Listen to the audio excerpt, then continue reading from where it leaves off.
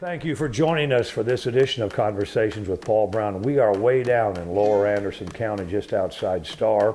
We are at the last dairy operation in Anderson County, and our guests are the Peelers, and they own Milky Way Dairy, and they're going to tell us their story.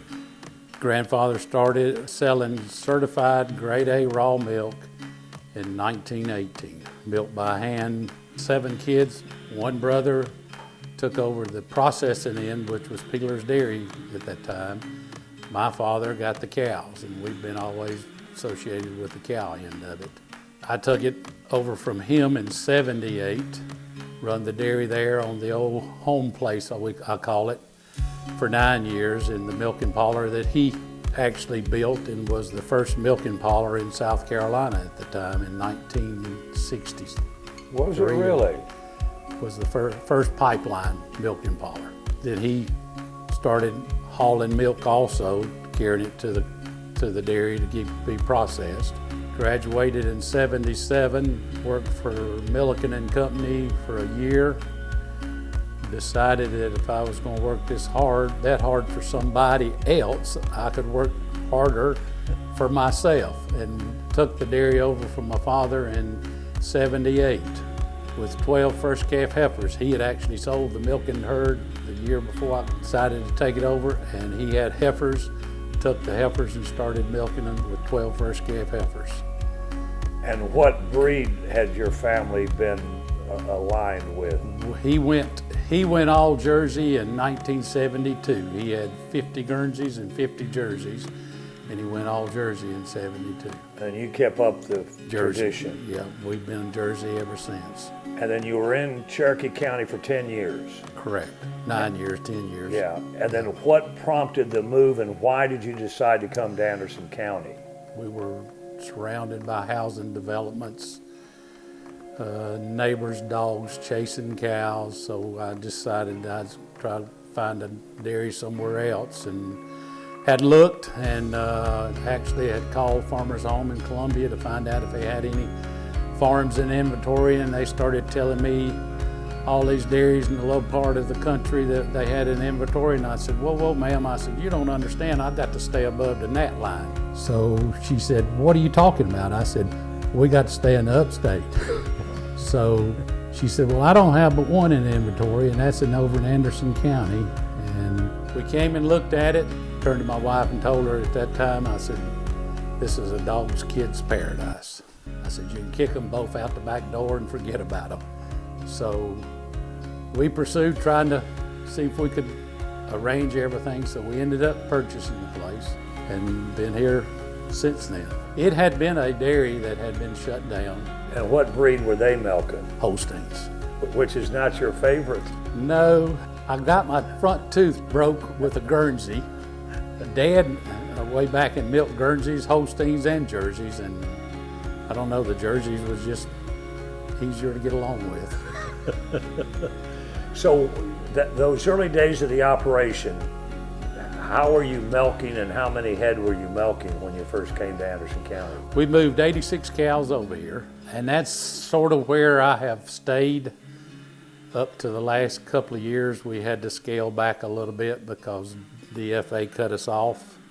Wasn't going to pick up our milk after we'd been selling raw milk a while. They told me I had to sell all the milk to them or none of it, so we chose not to sell any of it to them. We had cut back to about 60 cows, and we're up to 72 cows again.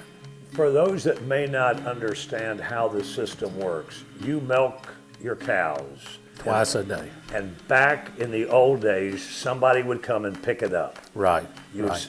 And it was sold by the pound. Yep. And the stories would be that the farmer could barely break even because they just never got that. Well, we never knew what we was going to get for the milk. I mean, we made it, harvested it, and shipped it, and then they paid us for it, sometimes up to 45 days after we shipped it to them. You never knew what you was getting from them. At some point, you decided there's a better way to sell this milk. I'll just do it. Well, I've always said from growing up with the processing end of it, and once we moved over here, I've always said The 2 kids I have, if they ever wanted to come back to the farm, we'd start processing their own milk.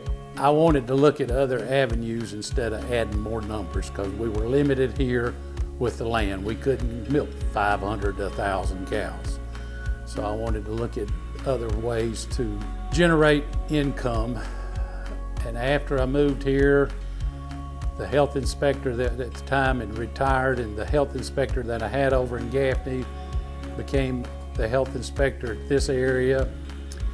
And then there was a couple of dairies in the upstate that was hand milking cows, selling raw milk legally. And he kept pushing me for about a year saying, you need to sell raw milk, LD, you need to sell raw milk. Finally one day, and I just snapped back at him and I said, all right, John, what I gotta do? He said, that's all, LD, right there. Tell me that you wanted to do it. He said, I'll get a sample. He said, if your milk is as clean as I think it is, I'll be back next week with your permit. And he was back next week with a permit, and we've been selling raw milk ever since. And how do you go about the process of selling your raw milk? And why is that better than getting it at the store? You know the person individually that you're getting it from. What you're getting in the store may be shipped in here from Pennsylvania, New York, Texas, wherever. You don't know the farmer. We have tried to do a good job of educating the people that do drink raw milk, have a personal contact with them. They know they can call. They know that they have a personal relationship with a farmer. And how does a customer get the peeler milk from Star? The best way to get it would be to go to scmilkywayfarm.com, look up retail locations, and we have all the locations that we have in South Carolina listed on the website. If you want to get it directly from the farmer himself, we do a run up 85, and I have about 5 different stops where I pull over at a shopping center, a church, another store, an old ball field. We pull over and they come and buy it directly off of the truck, but they have to order it ahead of time to make sure that I have it on the truck for them. And that's worked out pretty well. Yes, that's worked out real well, and all those locations are on the website on the delivery schedule.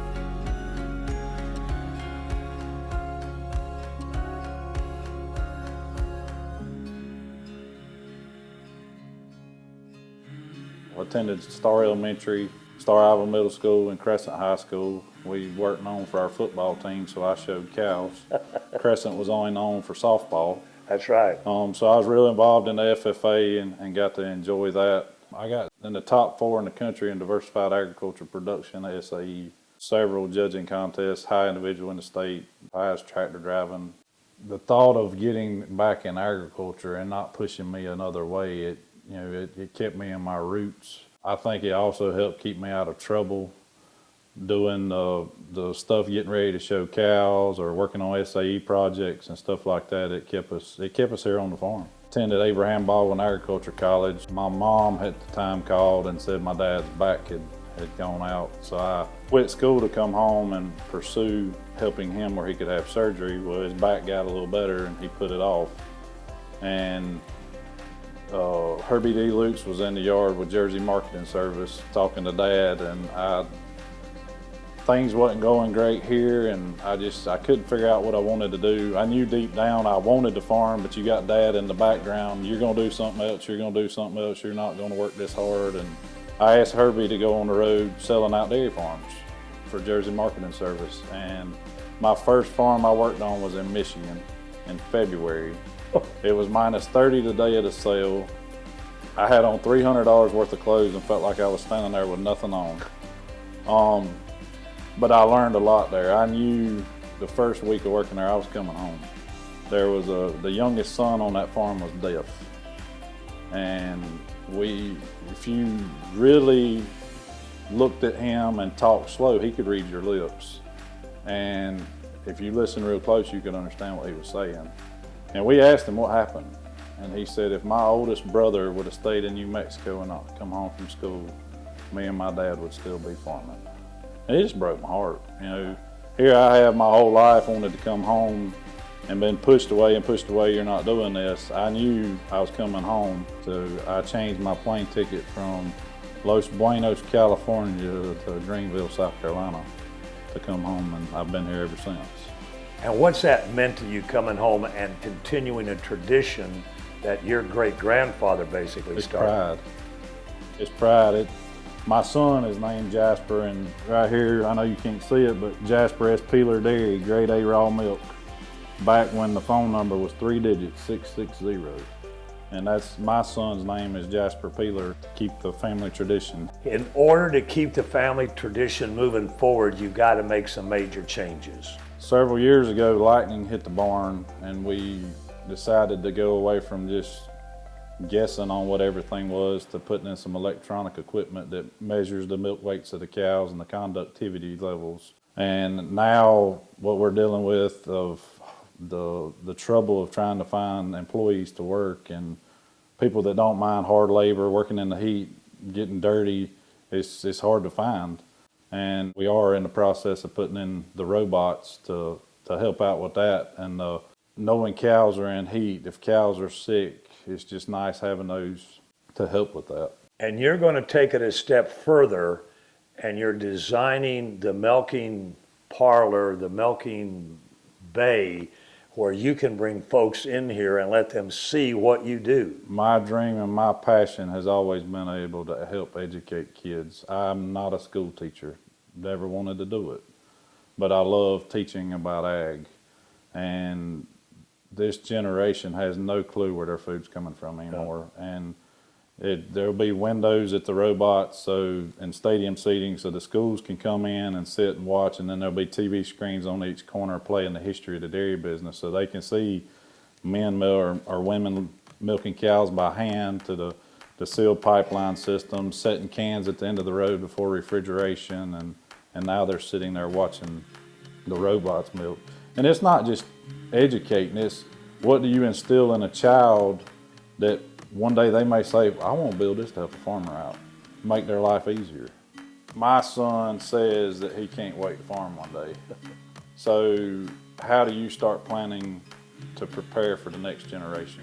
And it's making it more simple for the way people want to work now. Some people think Milky Way Farm has to do with the Milky Way candy bar, and that's not the case at all. Being from Star, South Carolina, and we also live in the Milky Way galaxy, Dad kind of pulled all that together to create Milky Way Farm. So the candy bar had nothing to do with it? Candy bar, well, we do make some really good Milky Way ice cream, but that wasn't the root of the name. When you went to Crescent High School, your involvement in school included what? Mainly FFA. I did a few sports and I cheered, but I was highly involved with FFA. And you enjoyed the most with FFA was what? Probably being a state officer. It allowed me to go to a lot of places. I guess the two things that I say were the highlight of being a state officer was dedicating the new national headquarters. They asked each state to bring a sample of soil with them, and they mixed all that together and put that around the flagpole at the national headquarters. And we did it in alphabetical order. And so here's South Carolina with our dirt, and here's South Dakota with their dirt. And they went, what is that? And we're like, it's red clay.